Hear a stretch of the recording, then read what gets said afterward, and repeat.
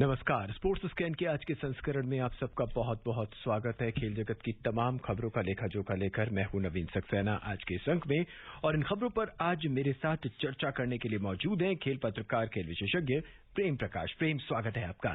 धन्यवाद नवीन। नजर अब तक की खास खबरों पर। महिला विश्व मुक्केबाजी चैंपियनशिप में भारत की निकहत जरीन फाइनल में पहुंची। पीवी सिंधु और Kidambi Srikanth Thailand open badminton tournament के दूसरे दौर में। वहीं साइना नेहवाल, बी साई प्रणीत, एचएस प्रणय और सौरभ वर्मा को पहले दौर में हार का सामना करना पड़ा।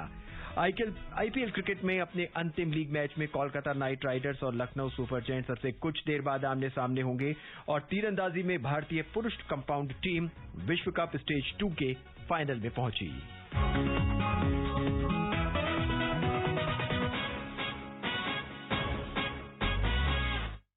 आईपीएल क्रिकेट में अब से कुछ देर बाद मुंबई के डीवाई पाटिल स्टेडियम में अपने अंतिम लीग मैच में कोलकाता नाइट राइडर्स और लखनऊ सुपर जायंट्स आमने सामने होंगी। खबर आ रही है लखनऊ ने टॉस जीत लिया है और पहले बल्लेबाजी करने का फैसला किया है। अंक तालिका पे अगर हम नजर डालें तो लखनऊ तीसरे जबकि कोलकाता नाइट राइडर्स छठे स्थान पर है। वहीं लखनऊ भी प्लेऑफ में पहुंचने के लिए इस मैच में जीत दर्ज करना चाहेगी, और कोलकाता की टीम इस मैच में अगर जीत भी जाती है तो भी प्लेऑफ में नहीं पहुंचेगी। कोलकाता के लिए प्रेम ये सीजन बहुत ही खराब रहा, और एक तरफ कोलकाता, मुंबई, दिल्ली ऐसी टीमें मानी जाती थी जो पिछले 15 सीजन से लगातार खेल रही थी। 14 सीजन से ये 15वां सीजन है, लेकिन इस बार कुछ भी खास नहीं कर पाई, और कोलकाता तो लगभग बाहर हो चुकी है। जी नवीन, अगर आईपीएल की हम लोग बात करें और रोमांच ना हो तो फिर तो समझिए कि हम आईपीएल की बात ही नहीं कर रहे हैं जी। तो इस तरीके के उलटफेर हमको खासकर आईपीएल में ही देखने को मिलते हैं। अब देखिए, धुरंधर ढेर हो चुके हैं जी, चाहे हम चेन्नई की बात करें चाहे मुंबई की बात करें, और कलकत्ता और कुछ टीमें जो है ये भी ऑलमोस्ट प्लेऑफ की दौड़ से बाहर ही है, हम कह सकते हैं। तो समीकरण इतने बदले हैं इस पूरे के पूरे आईपीएल में, जितने उतार चढ़ाव हमने देखे हैं शायद पिछले कई संस्करणों में हम लोगों ने नहीं देखे। कहीं न कहीं मुझे लगता है कि बहुत सारे जो प्लेइंग 11 का सिलेक्शन है वो भी कहीं न कहीं गड़बड़ रहा, और क्योंकि 2 टीमें ज्यादा एड ऑन हुई है जी। पहले 8 टीमें भाग लेती थी, अब 10 टीमों ने भाग लिया, और दोनों जो नई टीमें आई वो बड़ी संतुलित और सधी हुई टीमें हैं, और बहुत ही बढ़िया खेल का प्रदर्शन करते हुए दोनों कहीं न कहीं अपने आप को बहुत ही ऊपर के लेवल पे रखे हुए हैं। और हम जानते हैं गुजरात की टीम तो पहले से ही प्लेऑफ में अपनी जगह ऑफिशियली पक्की कर भी चुकी है जी। प्लेइंग 11 पर नजर डालें तो इस समय Lucknow super Giants Quinton de Kock, KL Rahul, Evin Lewis, Deepak Hooda, Manan Vohra, Marcus Stoinis, Jason Holder, Krishna Gowtham, Mohsin Khan, Avesh Khan और रवि बिश्नोई के साथ इस समय मैदान में उतर रही है। और Kolkata knight riders Venkatesh Iyer, Abhijeet Tomar, Nitish Rana, Shreyas Iyer, Sam Williams, Rinku Singh, Andre Russell, Sunil Narine, Umesh Yadav, Tim Southee और वरुण चक्रवर्ती। लखनऊ सुपर जायंट्स के पास इस समय कुछ भी खोने को नहीं है। इनफैक्ट वो अपने प्रदर्शन को और बेहतर करना चाहेगी, क्योंकि जब प्लेऑफ मुकाबले शुरू होंगे तब आपके पास फिर कुछ करने को ज्यादा बचता नहीं है, बिकॉज आप हारे तो बाहर हो सकते हैं। निश्चित रूप से टीम हालांकि कंसिस्टेंटली बहुत अच्छा प्रदर्शन करती भी रही है। केएल राहुल के पास एक कप्तान के रूप में अपने आप को साबित करने का बहुत ही अच्छा मौका ये है भी।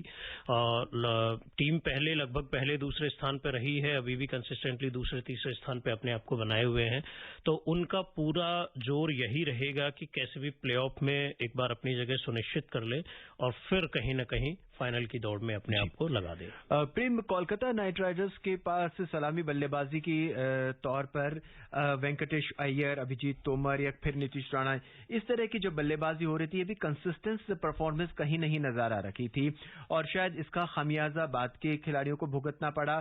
ना ही वो स्कोरबोर्ड पर रन लगा सके और ना ही बॉलिंग में उतने कामयाब रहे। हाँ जी, निश्चित रूप से एक चीज यही है, हम पहले भी कई बार बात करते रहे हैं।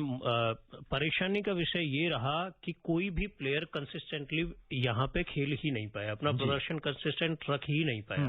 वो शायद सबसे बड़ी वजह हुई, क्योंकि 1-2 प्लेयर भी अगर अपना खेल कंसिस्टेंटली खेल लेते हैं तो टीम एक अपना अच्छा स्कोर खड़ा भी कर लेती है और फिर एक फाइटिंग टोटल खड़ा करती है, तो बॉलर्स और बाकी जो प्रदर्शन है उसके बिहाफ पे टीम कहीं न कहीं मैच पे पकड़ बनाए रखती है। लेकिन शुरू से हमें देखने को मिला है जितनी भी धुरंधर टीमें रही है, दोनों तीनों जिनका हमने जिक्र किया और यही कोलकाता की भी हम लोग बात कर रहे हैं कि वो कंसिस्टेंट अपने आप को रख ही नहीं पाई। मतलब मुझे नहीं लगता कि वो प्लेऑफ में पहुंचने लायक प्रदर्शन कर पाई है। जी प्रेम, आईपीएल लीग चरण के अब लगभग आखिरी 5 मुकाबले बचे हैं और प्लेऑफ में चारों टीमों को लेकर अभी पूरी तरह से साफ नहीं हो सकी है। हालांकि हम अभी कह रहे हैं लखनऊ सुपर जायंट्स पहुंच चुकी है। गुजरात की टीम 13 मुकाबलों में 10 मैच जीतकर 20 अंकों के साथ पहले स्थान पर मौजूद है और ऑफिशियली वो है क्वालिफाई कर चुकी है। ऐसे ही राजस्थान और लखनऊ की टीम है। दिल्ली की टीम के लिए कुछ प्लेऑफ में स्थिति बिल्कुल अनिश्चितताओं से भरी पड़ी हुई है कि समीकरण ऐसे बैठ रहे हैं कि दिल्ली जीते, आरसीबी हारे और या फिर रन रेट इस तरह का हो। तो इस चौथे टीम को लेकर जिस तरह की अनिश्चितता बनी हुई है, कहीं कहीं अगर हम थोड़ा सा फोकस करें, भविष्य पर नजर डालें, तो क्या दिल्ली और आरसीबी में से किस टीम का आपका पलड़ा भारी लगता है? देखो, मैं एक खिलाड़ी होने के नाते हमेशा एक अच्छे खेल को तवज्जो दूंगा। मैं अगर आप अच्छा खेलते हैं तो शायद किस्मत और भाग्य आपका अपने आप साथ दे देते हैं। लेकिन हम ऐसा प्रेडिक्ट करने लगे कि हम ऐसा कर दें तो अगली टीम ऐसा कर दे या ऐसा कर दे, बहुत रेयरली मतलब आपको इस तरह की किस्मत का सहारा मिल सकता है। तो मैं पहली बात यही कहूंगा कि दिल्ली को अच्छा प्रदर्शन करना पड़ेगा। अपना जो बचा हुआ मैच है वो बहुत अच्छे अंतर से जीतना पड़ेगा और अगर वो जीतते हैं तो क्योंकि उनकी पहले से रन रेट थोड़ी सी ठीक है तो उसका शायद उनको फायदा मिलेगा। प्रेम, लगातार हम अपने कार्यक्रम में ये जिक्र करते आ रहे हैं कि जो चयनकर्ता होते हैं उनकी नजरें आईपीएल में परफॉर्मेंस पे लगी रहती हैं और आईपीएल की परफॉर्मेंस जो भी होती है वो टीम सिलेक्शन का एक क्राइटेरिया बनी होती है। अगर ये टीम सिलेक्शन का एक क्राइटेरिया है तो क्यों ना हम उन सभी खिलाड़ियों को इस बार ना चयन करें जिन्होंने इस बार बेहतर प्रदर्शन नहीं किया है। मेरी सीधी सीधी उंगली उठ रखी है विराट कोहली पर, रोहित शर्मा पर और भी जो दूसरे तीसरे नंबर के खिलाड़ी दिल्ली की अगर हम बात करें, दिल्ली के कप्तान ऋषभ पंत जो बेहद गैर जिम्मेदाराना खेल खेल रखे हैं इस दौरान आईपीएल में, तो क्यों ना उन्हें टीम से बाहर कर दिया जाए और नए खिलाड़ियों को मौका दिया जाए? देखिए, ये एक सोचने का विषय हो सकता है, लेकिन क्योंकि आईपीएल कहीं न कहीं हम कहें कि डोमेस्टिक क्रिकेट लीग है, हालांकि वहां पे अंतर्राष्ट्रीय खिलाड़ी खेलते हैं और अंतर्राष्ट्रीय मानकों पे पूरा का पूरा गेम चलता है।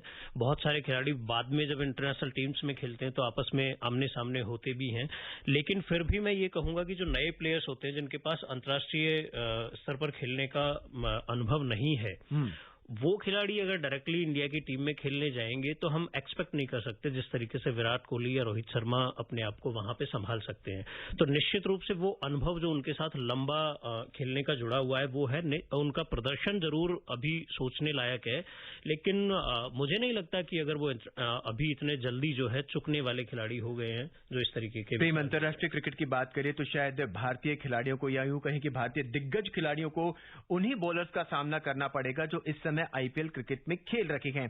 जब आप यहां उनको नहीं खेल पा रखे हैं, आपकी परफॉर्मेंस बिल्कुल निचले स्तर की है, आप सैकड़ा तो बहुत दूर की बात है, आप 50 तक को भी टच नहीं कर पा रखे हैं, ऐसे में आप किस बूते पे अपने आप को भारतीय टीम के सिलेक्शन के अंदर खरा पाते हैं? देखिए, मुझे ऐसा लगता है कि ये संस्करण ऐसा है जहां पे बहुत सारे युवा प्लेयर्स होते हैं। आप जब युवा प्लेयर्स के साथ खेलते हैं तो वो भी एक दबाव आपके ऊपर होता है, क्योंकि कहीं न कहीं आप अंतर्राष्ट्रीय स्तर के खिलाड़ी है और आप अगर उन युवाओं के बीच में खेलते हैं, आपका प्रदर्शन थोड़ा सा भी कमतर रहता है तो कहीं न कहीं वो दबाव होता है। हालांकि पहले भी मैं कई बार बोल चुका हूं कि एक दौर आता है जिस दौर में आपका खेल बहुत ज्यादा प्रभावित होता है, शायद ऐसा हो, और हम आशा करते हैं कि भारत के लिए जब वो खेलने जाएं तो इस दौर से उबर जाएं, बेहतर होगा। जी, बहरहाल इस समय जो मैच होगा उसमें केएल राहुल जो लखनऊ के कप्तान है उनके पास जीत के साथ प्लेऑफ में पहुंचने का मौका होगा। कोलकाता हारी तो उसका सफर जो है बिल्कुल समाप्त हो जाएगा। बिल्कुल। तो ये थी आईपीएल की बात स्पोर्ट्स स्कैन के साथ। अब आपको आईपीएल के मैदान से सीधे आपको लिए चलते हैं हम बॉक्सिंग के रिंग पर, जहां पर भारतीय महिला मुक्केबाज जो है बेहतर प्रदर्शन कर रहे हैं। हम बात कर रहे हैं इस्तांबुल की। इस्तांबुल में महिला विश्व मुक्केबाजी चैंपियनशिप में भारत की निकहत परवीन जरीन ने फाइनल में जगह बना ली है 57 किलोग्राम में। वहीं मनीषा मून और 63 किलोग्राम में प्रवीण हुड्डा को जो है कांस्य पदक से संतोष करना पड़ रहा है। आइए सुनते हैं अतहर की ये रिपोर्ट। इस्तांबुल में महिला विश्व मुक्केबाजी चैंपियनशिप में भारत की निकहत जरीन फाइनल में पहुंच गई हैं। 52 किलोग्राम के सेमीफाइनल में निकहत ने ब्राजील की कैरोलिन डे अल्मीडा को 5-0 से पराजित किया। पूर्व युवा विश्व चैंपियन निकहत ने फरवरी में स्ट्रांजा मेमोरियल टूर्नामेंट में स्वर्ण पदक जीता था। पहली बार इस चैंपियनशिप में भाग लेने वाली मनीषा मून को 57 किलोग्राम में कांस्य पदक से संतोष करना पड़ा। मनीषा को टोक्यो ओलंपिक के कांस्य पदक विजेता और पूर्व यूरोपीय चैंपियन इटली की इर्मा तेस्ता ने सेमीफाइनल में 0-5 से पराजित किया। वहीं 63 किलोग्राम के सेमीफाइनल में परवीन हुड्डा को भी हारकर संतोष पदक से संतोष करना पड़ा। परवीन को यूरोपीय चैंपियनशिप की कांस्य पदक विजेता आयरलैंड की एमी ब्रॉडहर्स्ट ने 1-4 से हराया। भारत ने इस चैंपियनशिप में 2006 में 8 पदक जीते थे। इसमें 4 स्वर्ण, 1 रजत और 3 कांस्य थे। फाइनल मुकाबले बृहस्पतिवार और शुक्रवार को खेले जाएंगे। अतहर सईद, स्पोर्ट्स कैन। इस्तांबुल में भारतीय महिला मुक्केबाज बेहतर प्रदर्शन कर रही है। निकहत जरीन ने जिस तरह के पंचेस लगाए हैं, 5-0 से उन्होंने जीत दर्ज की है। मैरी कॉम के बाद सबकी निगाहें निकहत जरीन पर थी और उन्होंने कर दिखाया है और बेहतर खेल का प्रदर्शन किया। हालांकि भारत को 2 कांस्य पदक भी मिले हैं, जहां पे थोड़ा सा निराशा रखी है, लेकिन ओवरऑल प्रदर्शन लगभग बहुत अच्छा था। निश्चित रूप से नवीन, मैं ये कहना चाहूंगा कि जो दोनों कांस्य पदक भी जीते हैं, तो देखिए अभी स्पोर्ट डेस्क की हमारी न्यूज ने बताया कि उनको ओलंपियन से हारना पड़ा जी। तो कहीं न कहीं हम निराशा में भी खुशी की बात ये देख सकते हैं कि हमारी बेंच स्ट्रेंथ जो है वो मजबूत भी है और आगे आने वाले टाइम में शायद और मजबूत हो।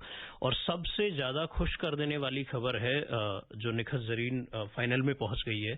पहले जो है जूनियर वर्ल्ड चैंपियन खुद रह चुकी हैं और अपने आप को मैरी कॉम जैसे उन टॉप की जो है बॉक्सिंग प्लेयर्स की लिस्ट में शामिल कर सकती है अगर वर्ल्ड चैंपियनशिप का फाइनल ये जीत जाती है। तो पिछली कई सारी चैंपियनशिप्स के उनके प्रदर्शन को अगर हम देखते हैं तो लगभग बहुत अच्छा प्रदर्शन उनका रहा है और अभी जिस तरीके से इन्होंने अपनी 5-0 से विजय हासिल की है, वो जो कॉन्फिडेंस इसके अंदर रहेगा, तो ऐसी आशा की जा सकती है कि भारत को शायद एक गोल्ड मेडल वो जरूर दिलवाए।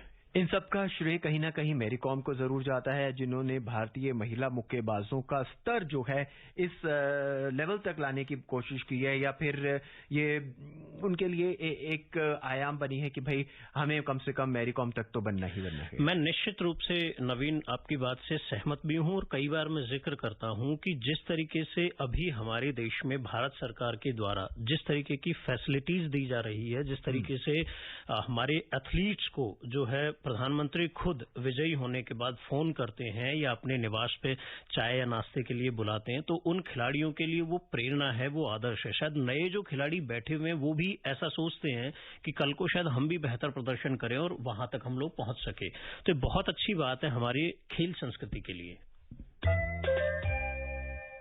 मुक्केबाजी के रिंग से अब आपको लिए चलते हैं बैडमिंटन के कोर्ट की और थॉमस कप का विजेता बनने के बाद भारतीय बैडमिंटन खिलाड़ियों का स्तर जो है लगभग बहुत ऊंचा उठ चुका है और उसी के चलते भारतीय खिलाड़ियों ने थाईलैंड ओपन बैडमिंटन टूर्नामेंट के दूसरे दौर में जगह बना ली है। हालांकि कई खिलाड़ियों को हार का सामना करना पड़ा, लेकिन पीवी सिंधु और किदाम्बी श्रीकांत अपने अपने मुकाबले जीतकर दूसरे दौर में पहुंच गए हैं। साइना नेहवाल ने एक बार फिर निराश किया है, वहीं बी साई प्रणीत, एचएस प्रणय और सौरभ वर्मा को भी पहले दौर में हार का सामना करना पड़ा।